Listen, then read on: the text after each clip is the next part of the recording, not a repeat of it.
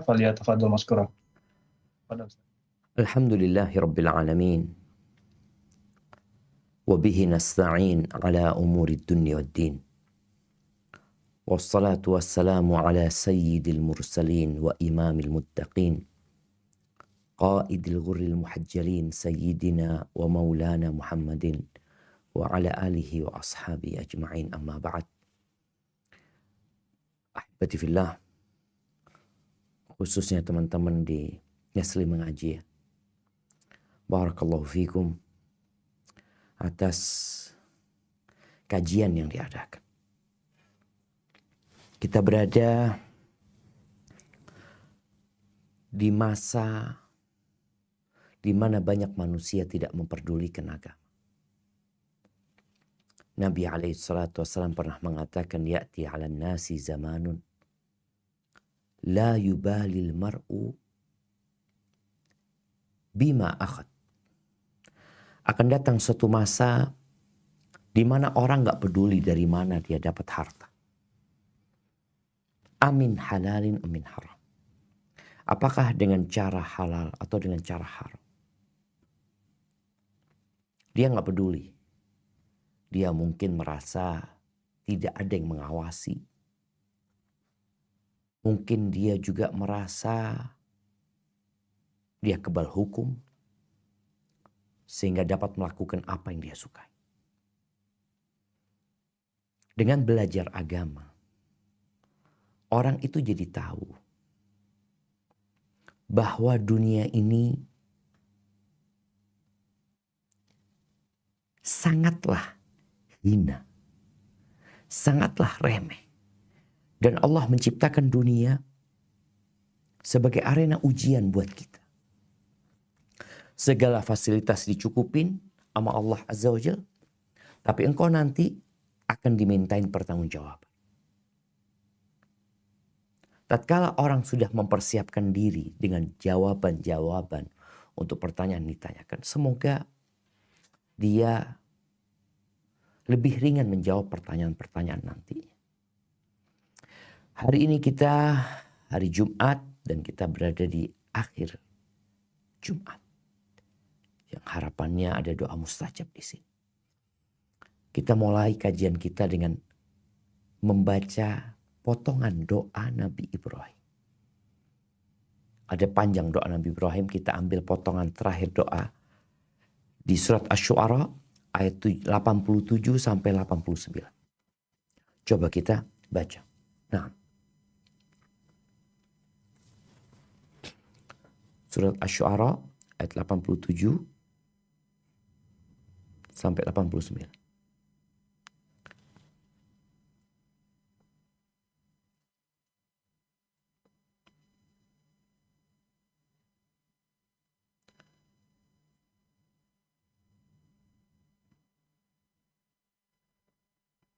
A'udzu billahi minasyaitonir rajim. Wala tukhzini yawma yub'atsun. Dan janganlah engkau hinakan aku pada hari mereka dibangkitkan. Yawma la yanfa'u malun wala banun. Yaitu pada hari harta dan anak-anak laki-laki tidak berguna. Illa man atallaha biqalbin salim. Kecuali orang-orang yang menghadap Allah dengan hati yang bersih. Subhanallah zaman. Bayangkan ini doa Nabi. Doa Khalilur Rahman. Dia meminta kepada Allah agar tidak dihinakan di hari dibangkitkannya manusia. Karena pada hari itu semuanya ditampakkan. Yauma idzin tu'raduna la takhfa minkum khafiyah. Enggak ada yang disembunyikan. Bagaimana kalau semua dosa-dosa kita ditampakkan, ditunjukkan. Istri kita jadi tahu dengan dosa-dosa yang kita sembunyikan selama ini. Anak-anak kita tahu dengan dosa-dosa bapaknya. Yang selama ini mungkin dianggap bapaknya orang yang soleh. Orang tua kita juga ditampakkan kepada ini loh anakmu kayak gini. Kita akan disidang. Makanya seorang yang beriman dengan adanya persidangan pada hari kiamat dan yakin, dia akan berdoa. Dia akan memohon kepada Allah Azza wa Jalla. Pada hari itu tidak berguna harta dan anak-anak. Kalau engkau punya sepenuh bumi ini emas. Atau seorang mungkin yang punya sepenuh bumi ini susu. Yang kalau di dunia ini bisa ditukar jadi uang. Di dunia ini bisa dijadikan alat untuk suap. Untuk menebus dirinya. Untuk membeli, untuk membayar lawyer. Untuk membeli hakimnya. Untuk mendatangkan saksi-saksi palsu. Untuk meringankan kita. Mungkin itu dilakukan di muka bumi ini. Sekarang, ya. Tapi hari itu yaumul la yanfa' mal. Nggak berguna. Harta. Anak-anak. Kecuali yang datang menjumpai Allah dengan hati yang selamat. Ahibati fillah. Dalam persidangan biasanya dibutuhkan alat bukti dan barang bukti. Anda tadi baca. Apa sih alat bukti? Karena ternyata alat bukti ini pun nanti pada hari kiamat akan didatangkan. Dan apa barang bukti? Kalau bicara alat bukti disebutkan bahwa alat bukti itu berupa keterangan saksi. Ini buat orang yang disidang ya. Keterangan ahli. Surat atau tulisan. Petunjuk. Keterangan para pihak dan data atau informasi yang dapat dilihat, dibaca, atau didengar. Itu kalau bicara alat bukti. Kalau bicara barang bukti, yaitu berupa barang yang digunakan untuk melakukan, untuk membantu tindakan pelanggaran etika. Dan semuanya akan dihadirkan pada hari kiamat. Kelak bumi tempat kita berbuat dosa, tempat kita melakukan pelanggaran, itu akan menjadi saksi. Ya kita semua hafal insyaallah surat Az-Zilzalah. Az-Zalzalah. Yauma idin tuhadditsu akhbara. Di mana bumi ini akan memberikan informasi tentang berita-berita dia. Apa berita yang akan disampaikan oleh bumi? Tempat dia berbuat dosa. Maka dia akan menjadi saksi untuk setiap hamba. Tentang apa yang kau kerjakan. Dan biasanya manusia itu, ya kalau kita lihat sekarang ini, berusaha untuk menghilangkan barang bukti atau mengkondisikan alat bukti. Bagaimana dia cari ahli, dia cari saksi yang mungkin akan meringankan dia. Dan bagaimana kalau kita ngelihat ya seorang yang ditangkap itu kadang-kala ditahan agar tidak bisa menghilangkan barang bukti. Atau juga nanti yang berkaitan dengan alat bukti. Pada hari kiamat. Ya. Kita ketika berbuat dosa selalu ingin tersembunyi. Gak ada yang melihat kita. Gak ada yang merekam kita. Gak ada CCTV. Mungkin CCTV bisa menjadi alat bukti. Ya. Kita menghindar dan orang-orang kalau ada CCTV, dia lebih takut untuk melakukan pelanggaran pada waktu itu. Sedangkan nanti pada hari kiamat, malaikat-malaikat akan menjadi saksi. Bumi juga menjadi saksi. Tapi manusia ngeyel.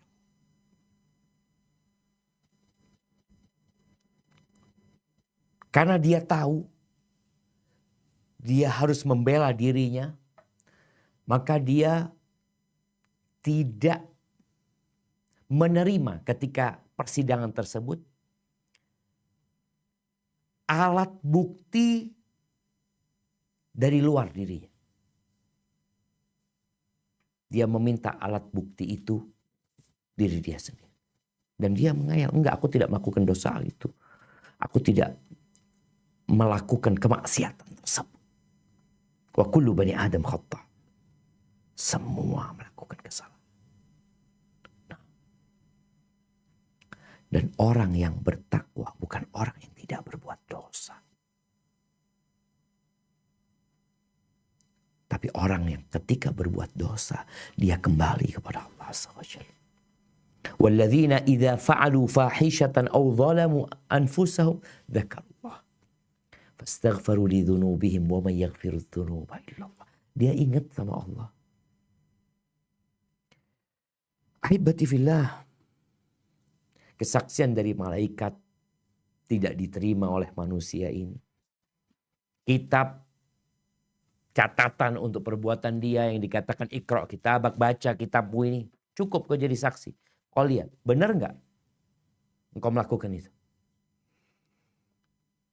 Akhirnya ini sebuah pemandangan yang tidak terjadi di muka bumi. Allah Azza wa Jal menampakkan semua yang dilakukan manusia lewat fisik dia sendiri. Ketika lisan yang tidak bertulang ini biasa berdusta.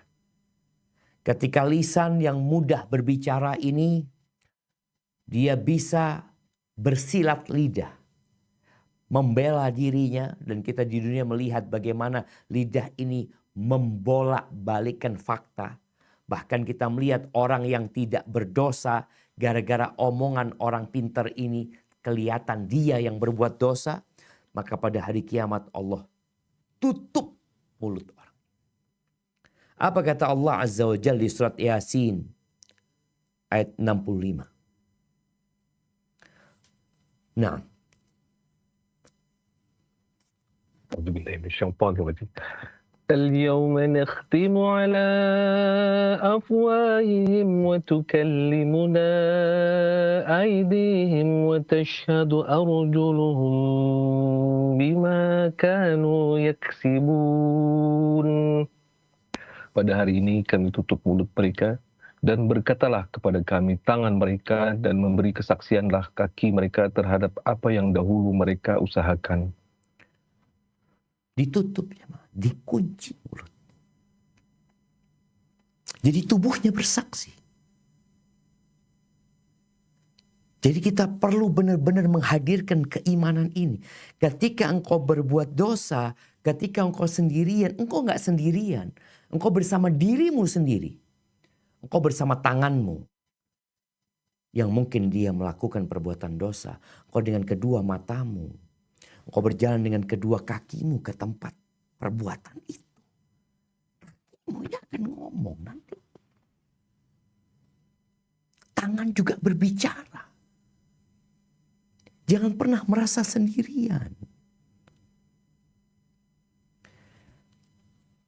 Dalam hadis yang diriwayatkan Imam Muslim dari Anas bin Malik radhiyallahu anhu, dia berkata, kunna inda Rasulillahi sallallahu alaihi wasallam fadhahik. Pada suatu hari kita berada di sisi Rasulullah SAW. Tiba-tiba beliau tertawa. Faqala hal tadruna mimma adhak. Lalu beliau alaihi salatu wassalam bertanya, kalian tahu nggak dari apa aku tertawa? Apa yang menyebabkan aku tertawa? Para sahabat mengatakan, Allah dan Rasulnya yang lebih tahu. Kami nggak tahu. Lalu beliau menjelaskan yang menyebabkan beliau tertawa. Min mukhatabatil abdi rabbah. Aku tertawa dari dialog yang terjadi antara seorang hamba dengan Tuhan. Dengan Allah Azza wa Jalla. di mana hamba ini mengatakan, ya Rabbi, wahai Rabbku, alam tujirni minadh dhulm. Bukankah engkau menjamin tidak akan ada kezaliman terhadap diriku? Kata Allah, bala, benar. Ada jaminan itu. Engkau tidak akan dizalimin. Qala fayaqul, lalu orang yang di sidang ini mengatakan, fa inni la ujizu ala nafsi illa syahidan min. Aku tidak rela dengan saksi kecuali dari diriku sendiri. Dia nggak mau saksi dari bumi, dari tanah yang dia pijak, dari malaikat-malaikat. Enggak. Aku tidak ridho kecuali dengan saksi dari diriku. Kata Allah Azza wa Jalla, kafa binafsika al-yawma 'alaika syahida. Cukup engkau sebenarnya sebagai saksi atas dirimu sendiri. Wa bil kiramil katibina syuhudan. Dan cukup malaikat-malaikat sebagai saksi. Karena malaikat itu mencatat, kiraman katibin ya'lamuna ma taf'alun. Malaikat-malaikat mencatat amalan kita. Jadi benar-benar semua alat bukti itu lengkap. Engkau tinggal mau yang mana. Karena dia nggak mau kecuali dari dirinya. Qal fayukhtamu ala fi. Maka kata Nabi SAW, orang ini dikunci mulutnya. Fayuqalu li arkanihi intiqi. Lalu dikatakan kepada raganya, berbicara engkau. Fatantiqu bi'a'malihi. Maka raganya berbicara dengan amalan-amalan dia. Tiba-tiba tangan berbicara, jari berbicara, telinga berbicara, mata berbicara, berbicara, menjelaskan apa yang dia lakukan. Bayangin ya bagaimana kondisi yang tubuh kita ini, tatkala kita berbuat dosa, dia selalu hadir. Dan kita pun berbuat dosa dengan fasilitas yang Allah berikan. Ternyata fasilitas ini merekam. Gimana ya kalau antum dikasih alat sadap. Kalau antum berbicara, pembicaraan antum disadap. Bagaimana kalau ternyata kemanapun antum pergi, antum itu diikutin. Ada alat yang bersama antum. Kita kan kepingin bebas ya berbuat dosa. Kita akan hilangkan alat tersebut ya. Maka orang kalau ngeliat CCTV dia matikan, penjahat itu dimatikan CCTV-nya. Diambil umpamanya tempat penyimpanannya. Dia rusak semua itu agar dia selamat. Sehingga tatkala dicari alat bukti nggak ada alat bukti tersebut. Bagaimana kalau ternyata alat buktinya itu dirimu sendiri? Mampukah kita menghilangkan tangan kita? Tatkala kita hendak berbuat dosa. Mampukah kita menghilangkan kaki kita? Enggak. Dan ternyata semuanya merekam. Maka semua raga itu berbuat, menyatakan dosa-dosa yang dia lakukan. Tsumma yukhalla bainahu wa bainal kalam. Kemudian setelah selesai kesaksian dari raganya, dibuka kembali mulut orang ini. Fayaqul bu'dan lakunna wa suhqan. Celaka kalian semua. Dia marah dengan raganya sendiri. Kenapa? Fa'an kunna kuntu unabil. Aku tadi tuh sedang belain kalian. Dia berbohong tadi. Dia mengatakan gak mau saksi kecuali dirinya. Karena tujuannya bela diri. Dia pikir aman. Dia akan selamat. Kenapa? Karena dunia sudah hancur. Mana lagi alat bukti? Nggak ada, pikirnya dia. Ternyata Allah berikan kepada kita alat bukti yang membuat kita tidak bisa lari. Dan ini Allah ceritakan sekarang agar kita takut kepada Allah Azza wa Jalla. Maka pesan Nabi SAW, Ittaqillah haitsuma kunta. Bertakwalah kepada Allah dimanapun kau berada. Wa atbi'is sayyi'atal hasanata tamhuha. Kalau engkau Afwan, berbuat Ustaz. dosa, Sepertinya audionya nah, gimana? Suaranya masih terdengar? Baik. Suaranya terdengar? Nah, Nabi SAW mengatakan ittaqillah haitsuma kunta, bertakwalah kepada Allah dimanapun kau berada. Wa atbi'is sayyi'atal hasanata tamhuha. Ikutin perbuatan salahmu dengan perbuatan baik. Itu akan menghapuskan. Artinya kita nggak akan terlepas dari dosa. Tapi bagaimana kita tatkala berbuat dosa bertobat kepada Allah Azza wa Jalla. Di surat An-Nur ayat 24. Allah Azza wa Jalla menceritakan kondisi yang mirip yang akan terjadi pada hari kiamat. Apa kata Allah Azza wa Jalla? Nah, silakan dibaca.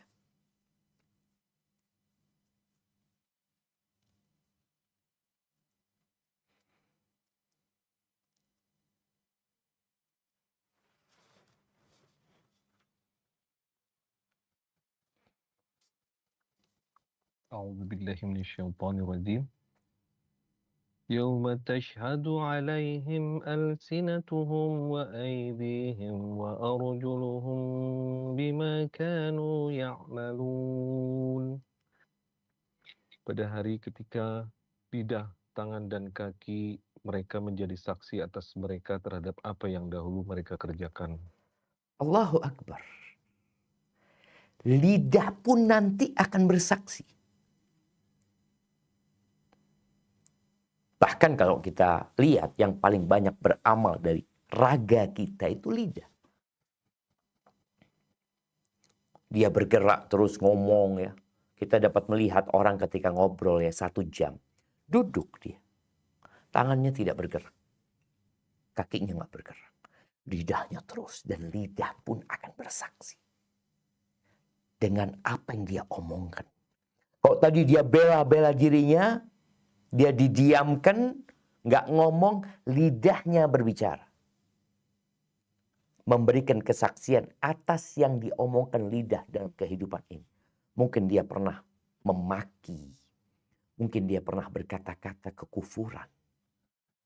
Dia pernah mengatakan kepada orang tuanya. Dia durhaka. Lidah pun jadi saksi. Yang lebih dari itu jemaah.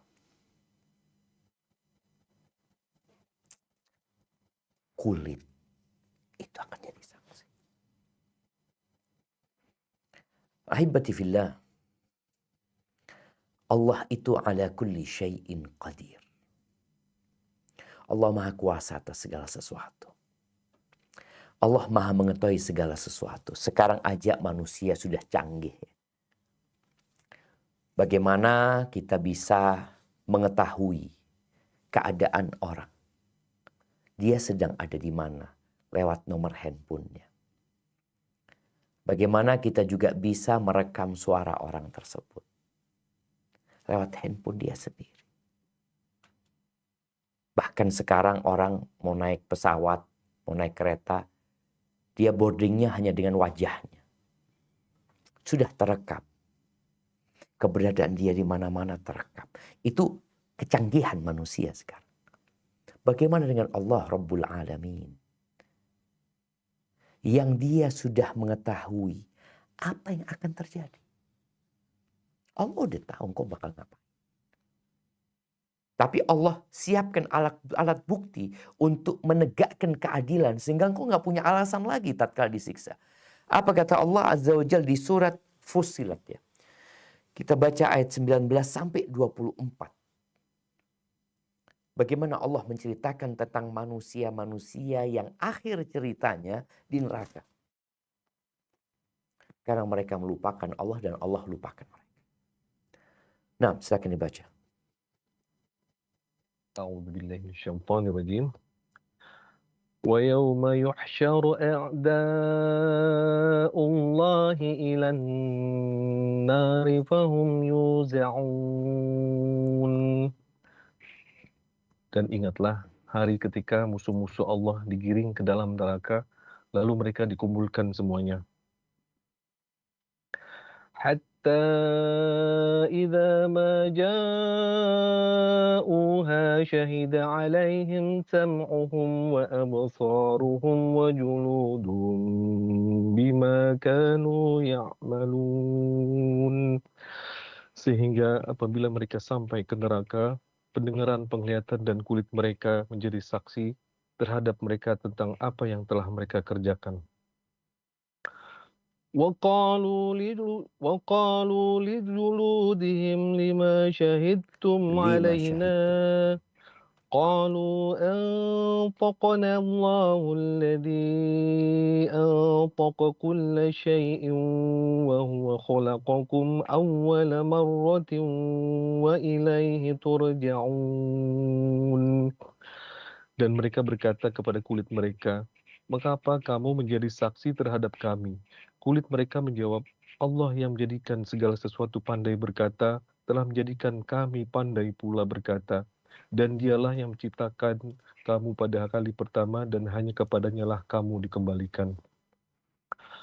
وما كنتم تستطيعون أن يشهد عليكم سمعكم ولا أبصاركم ولا جلودكم ولكن ظننتم أن الله لا يعلم كثيرا مما تعملون. Kamu sekali-sekali tidak dapat bersembunyi dari kesaksian pendengaran, penglihatan, dan kulitmu kepadamu. Bahkan kamu mengira bahwa Allah tidak mengetahui kebanyakan dari apa yang kamu kerjakan. وَذَلِكُمْ ظَنُّكُمُ الَّذِي ظَنَنْتُمْ بِرَبِّكُمْ أَرْدَاكُمْ فَأَصْبَحْتُمْ مِنَ الْخَاسِرِينَ. Dan yang demikian itu adalah prasangkamu yang telah kamu sangka kepada Tuhanmu, dan dia telah membinasakan kamu, maka jadilah kamu termasuk orang-orang merugi. فَإِنْ يَصْبِرُوا فَالنَّارُ مَثْوًى لَهُمْ وَإِنْ يَسْتَعْتِبُوا فَمَا هُمْ مِنَ الْمُعْتَبِينَ. Jika mereka bersabar menderita azab, maka nerakalah tempat diam mereka, dan jika mereka mengungkapkan alasan-alasan, maka tidaklah mereka termasuk orang-orang yang diterima alasannya. Na'udzubillahi minan nar. Itu salah satu pemandangan yang terjadi pada hari kiamat, di mana penyesalan tiada guna, alasan tidak diterima, dan ternyata ada sebagian kita yang memang berprasangka Allah nggak melihat, Allah nggak tahu. Padahal innallaha kana alaikum raqiba. Allah senantiasa mengawasi. Maka seorang yang beriman hendaklah menumbuhkan rasa malu. Kita tuh malu kalau dilihat orang berbuat dosa. Makanya orang yang namanya riya itu selalu kebaikan. Dosa dia sembunyikan. Bagaimana tatkala dia tumbuhkan rasa malu, Allah ngelihat gimana nanti kalau aku di hari kiamat di sidang dan semua menjadi saksi. Ahibati fillah, Al-Imam Ibnul Qayyim rahimahullahu ta'ala, beliau menyebutkan tentang 3 sungai buat para pelaku dosa. Ada 3 sungai buat para pelaku dosa yang dengannya dia bisa mensucikan diri mereka di dunia ini. Kalau ternyata 3 sungai ini nggak cukup untuk membersihkan dosa-dosa dia, maka mau tidak mau, kalau dia tidak diampuni sama Allah, dia harus dibersihkan di dalam api neraka. Sungai yang pertama adalah sungai taubat nasuha. Berenanglah engkau di sana. Ceburkan dirimu ke sana. dengan menyesali, meninggalkan dan bertekad untuk tidak mengulang. Sungai yang kedua adalah sungai kebaikan-kebaikan yang banyak. Perbanyak perbuatan baik. Terus ya. Karena ada orang yang kadangkala salah memahami kebaikan dan keburukan. Tatkala melihat ada seorang berbuat dosa dan dia berbuat baik, kata dia, aduh gak ada gunanya engkau berbuat baik, dosa tetap jalan. Iya, kita pelaku dosa. Tapi bukan berarti tatkala kita berbuat dosa, kita berhenti berbuat baik. Enggak. Harapannya dengan engkau berbuat baik, dosamu dihapuskan, atau engkau nanti berhenti berbuat dosa. Karena sebagian orang awam berpendapat, nih orang sholat tapi maksiat jalan. Apakah orang yang berbuat maksiat disuruh berhenti sholat? Enggak. Suruh tambah sholat. Tambah sholatnya engkau. Tambah puasamu. Tambah zikirmu. Karena innal hasanat yudhibna sayyi'at. Akan ditimbang nanti kebaikan dan keburukan. Yang berat kebaikannya, fahuwa fi 'ishatir radiyah. Kemudian yang ketiga ada sungai musibah. Musibah besar. Di mana ada orang yang Allah kasih musibah. Bahkan ada yang musibahnya nempel sama dia sampai mati. Ada orang yang dikasih penyakit stroke. Yang gak sembuh. Sampai mati. Ada yang dikasih asma sampai mati. Ada yang dikasih lutut yang sakit sampai mati. Jadi musibah-musibah khusus yang musibah yang besar itu bisa penghapus dosa. Yang kecil menghapuskan dosa apalagi yang besar. Dan Allah Azza wa Jal kalau ingin kebaikan buat hambanya, maka Allah akan masukkan dia di salah satu sungai ini atau dia melewatin 3 sungai ini sehingga pada hari kiamat ketika dia disidang dosa-dosanya sudah dihapuskan. Dan dia masuk surga insya Allah tanpa harus disucikan di neraka. Barakallahu fiik, itu mungkin yang dapat Anda sampaikan. Kurang lebihnya mohon maaf. Mungkin kita ada sisa waktu untuk sesi tanya jawab. Anda kembalikan ke moderator. Jazakumullah khair.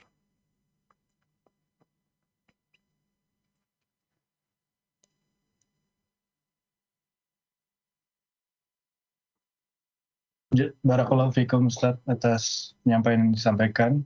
Masya Allah banyak sekali ibrah dan pelajaran yang kita bisa dapatkan dari materi yang disampaikan. Baik, kita lanjutkan ke sesi tanya jawab. Anda persilahkan kepada Ahina Yulistian untuk membacakan beberapa pertanyaan yang sudah masuk ke chat box. Dan Anda sampaikan juga bagi Bapak, Ibu, dan jamaah sekalian yang memiliki pertanyaan yang ingin disampaikan secara langsung, silakan raise hand, kemudian nanti akan kami persilakan satu persatu. Baik. Baik. Bismillah. Baik Ustadz, sudah ada 3 pertanyaan yang masuk ya. Saya akan share terlebih dahulu pertanyaannya. Semoga sudah terlihat share screen saya. Jadi pertanyaan pertama itu dari Pak Jerry Reo, Ustadz Syafiq. Assalamualaikum Ustadz, izin bertanya. Seorang muslim dengan sengaja meninggalkan sholat. Di sini keterangannya tidak pernah sholat semasa hidupnya. Kemudian almarhum tersebut saya doakan atau sedekah atas nama beliau. Bagaimana hukum hal seperti ini? Terima kasih. Barakallahu fiik. Ahibati fillah. Yang pertama,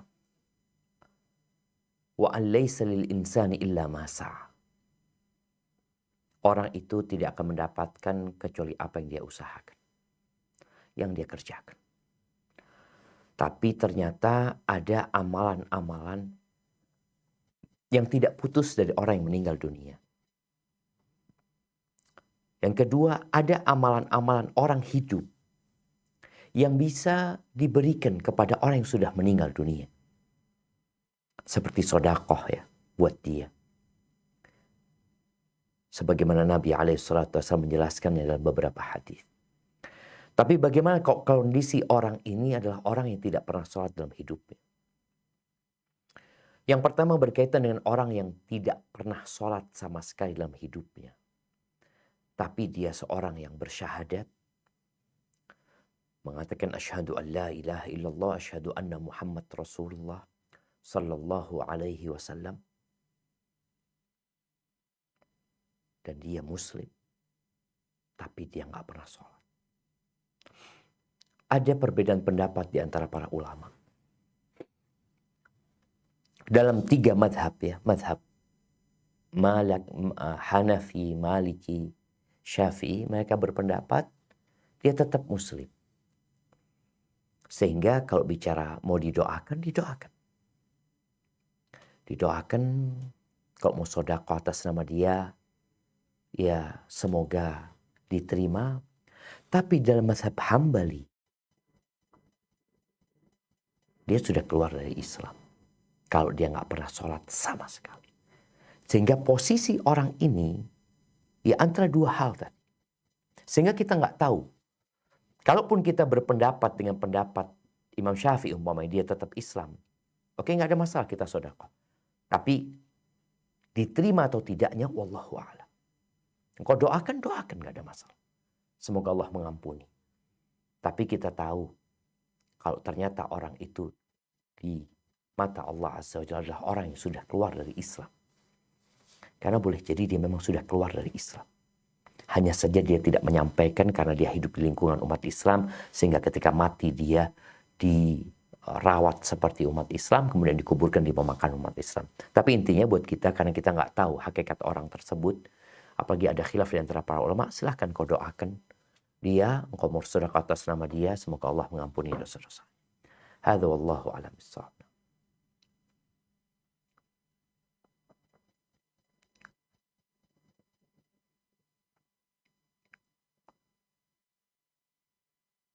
Antum masih mute, Afwan. Ustaz. Baik, jazakallah Ustaz atas jawabannya. Saya akan lanjutkan dengan pertanyaan kedua ya dari Pak Haryanto. Ada 2 pertanyaan Ustadz yang akan ditanyakan. Yang pertama adalah apakah batas dosa untuk anak itu dimulai dari akil baligh meskipun masih ikut orang tua? Dan yang kedua, apakah anak yang mulai mengabaikan sholat 5 waktu itu ada kemungkinan kemasukan jin? Pada Ustaz. Barakallahu fiik. Iya, kalau bicara sejak kapan dosa anak dicatat. Kata Nabi alaihi salatu wassalam, rufi al-qalam an thalath. Pena malaikat dalam pencatatan amal manusia, amal buruk manusia itu diangkat dari 3 orang. Yang pertama, anil majnun hatta yafiq, orang yang gila sampai dia sadar.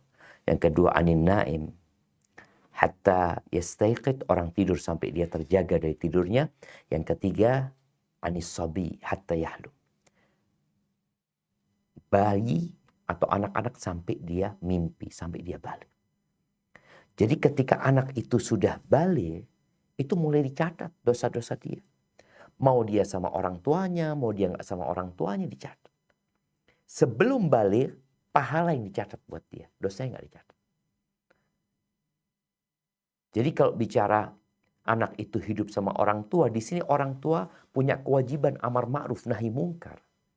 Pendidikan sebelum balik sudah diajarkan. Suruh anaknya sholat sejak umur 7 tahun. Disuruh. Padahal dia belum wajib dari sisi belum balik. Tapi udah disuruh orang tua dalam rangka proses mendidik anak tersebut. Pukul dia kalau 10 tahun dia nggak sholat. Artinya orang tua harus mendidik dengan sungguh-sungguh. Bukan hanya disuruh tapi dibiarkan. Disuruh, diawasin. Dan dikasih sanksi tatkala mereka melanggar. Kalau bicara apakah anak yang mulai meninggalkan sholat ya, mengabaikan sholat kemasukan jin. Kita tahu jin itu, setan itu ikut aliran darah. Nabi SAW mengatakan, Inna syaiton yajri majrad dam. Setan itu ikut aliran darah. Ada dia membisik-bisikan keburukan kepada kita. Maka kalau bicara anak itu mulai digodain setan, iya jelasnya. setan masuk kepada dia, menggodain dia. Tapi apakah dia seperti orang yang kerasukan jin sehingga tidak sadar? Enggak. Kita lihat ada orang kemasukan jin sampai gila. Ini enggak dia sadar, tapi digodain setan. Iya. Makanya tugas kita bukan bicara ruqyah. Oke, kita disuruh dari pagi meruqyah diri kita.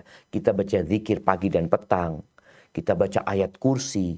Kita baca qul a'udzu birabbin nas, malikin nas, ilahin nas, min syarril waswasil khannas. Alladzi yuwaswisu fi sudurin nas minal jinnati wan nas. Di sini orang tua kadang-kala anaknya diruqyah. Oh, fadl, tapi anak ini sebenarnya digodain sama setan. Betul.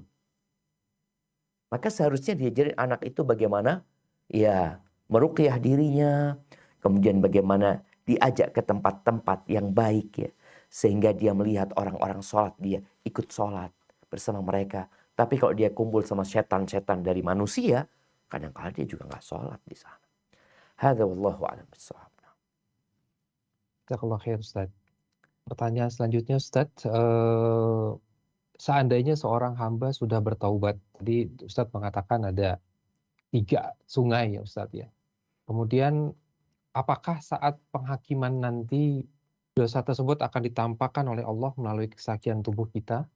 Apakah ditutupi Ustaz untuk dosa yang sempat ditaubatkan tadi Ustaz? Masya Allah, barakallahu fikum. Man taba taballah alaih.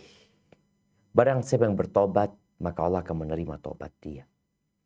Al-Islam yajubbu ma qabla. Islam itu menghapuskan dosa-dosa yang telah lalu. Kemudian tobat itu juga menghapuskan dosa-dosa yang lalu. Lalu bukan hanya dosa itu dihapuskan ketika dia taubat dengan taubatan nasuha.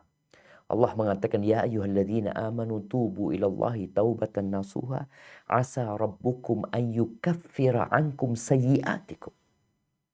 Semoga Allah menutupi dosa-dosa kalian. Ditutup dosa itu dengan taubatan nasuha.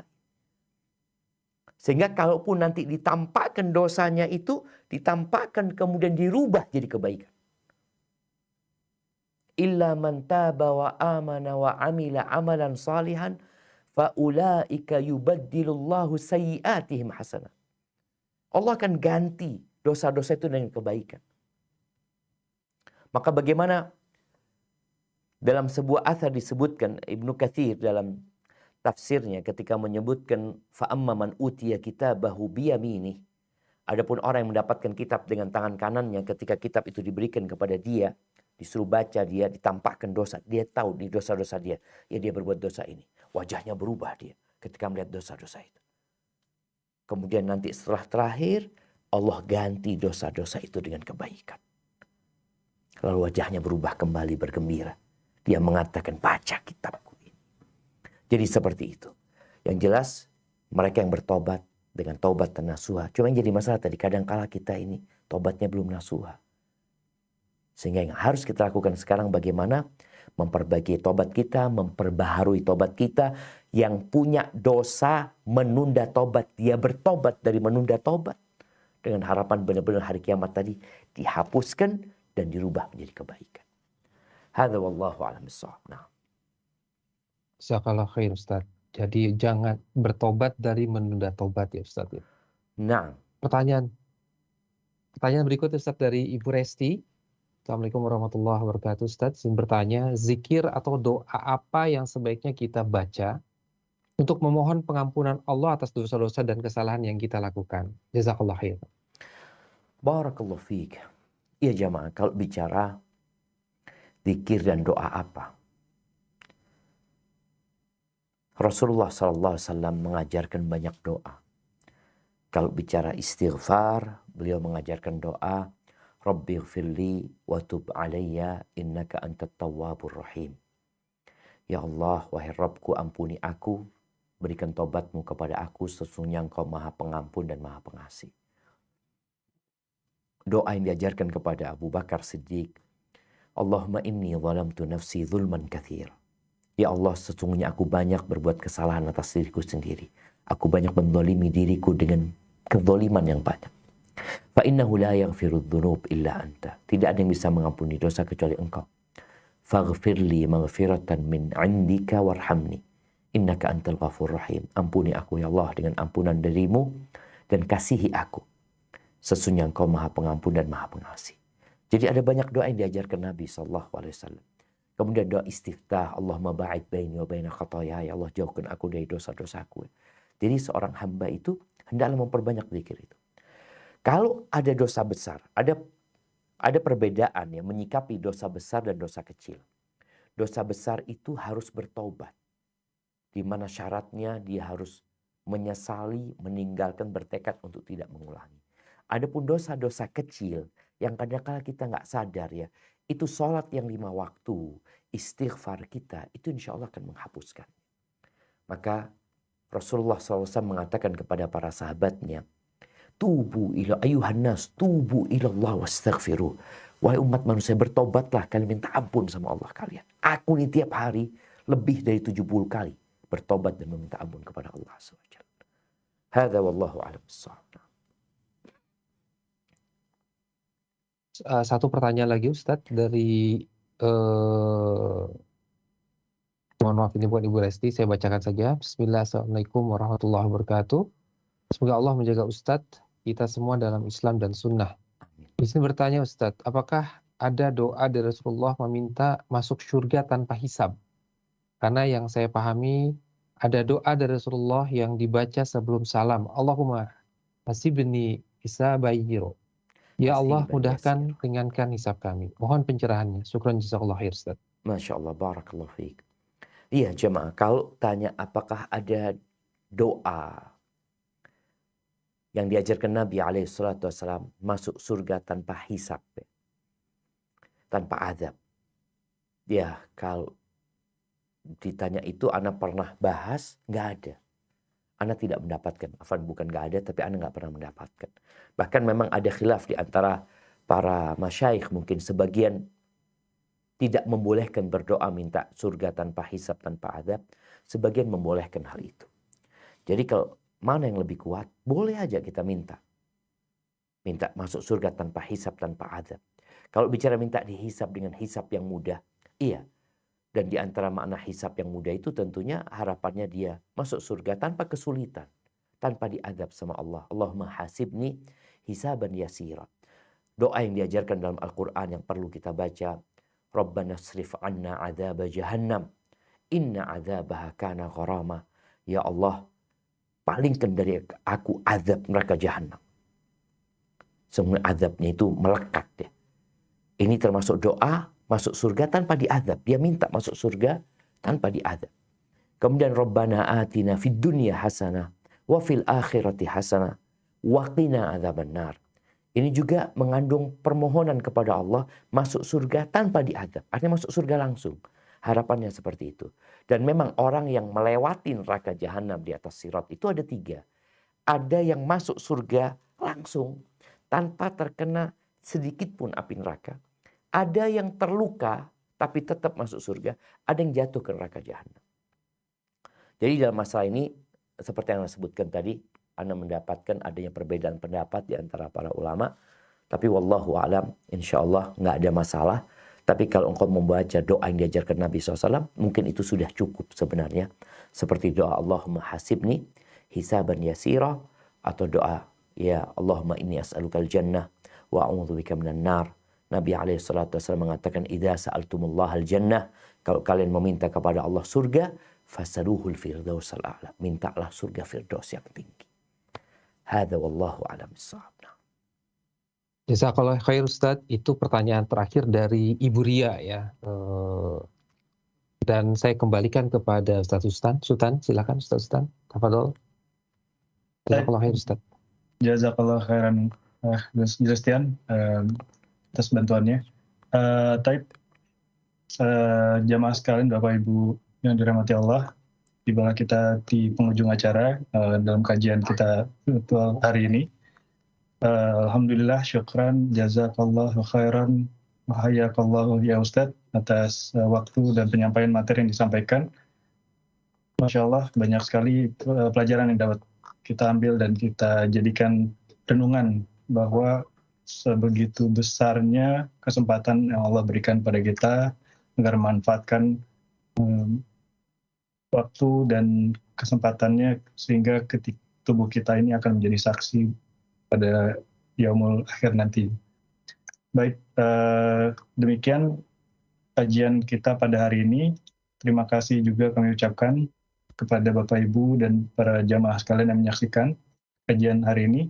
Mohon maaf atas pertanyaan yang belum bisa kami respon yang sudah masuk. Namun insya Allah dapat disampaikan di dalam kesempatan kita di masa mendatang. Insya Allah kita akan lanjutkan di kajian-kajian berikutnya. Mari sebelum kita tutup, kita bacakan dulu doa kafaratul majelis. Subhanakallahumma wa bihamdika asyhadu an la ilaha illa anta astaghfiruka wa atubu ilaik. Wabillahi taufik. Wassalamualaikum warahmatullahi wabarakatuh. Jazakallahu khairan Ustaz Syafiq.